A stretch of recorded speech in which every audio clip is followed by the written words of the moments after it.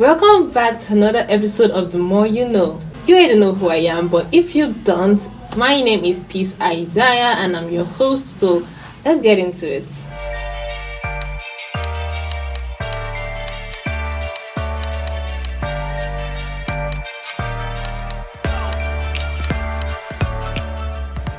Do you know the person who coined the name Nigeria?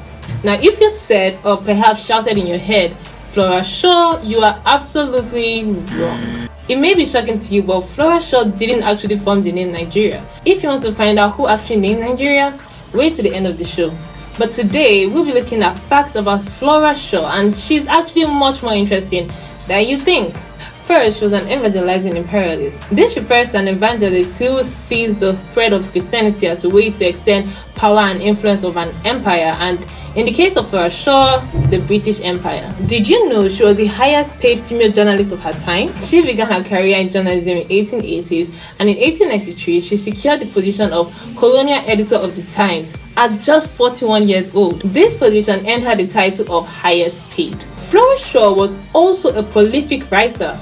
I mean, it's kind of obvious given that she was a journalist, but she went beyond the news writing and article writing. She actually wrote books, full-on novels. She was also a women's rights activist. She supported feminism and she could be tagged as a women's suffragist. Let's not forget her controversial side. Flora Shaw was a strong supporter of British imperialism. She believed that Africans were inferior to the Europeans and the Europeans had a right to civilize the African people. She also supported the use of force to suppress African resistance against colonialism. Moreover, she was appointed as the Dame Commander of the Order of the British Empire, DBE, which is given to people of high prestige who had made significant impact to the British Empire, and it was a big deal for anyone to talk more of a woman. And in her personal life, as most of us already know, she was married to the late Lord Frederick Lugard, who was the first Governor General of Nigeria. So coincidentally, Flora Shaw was the first lady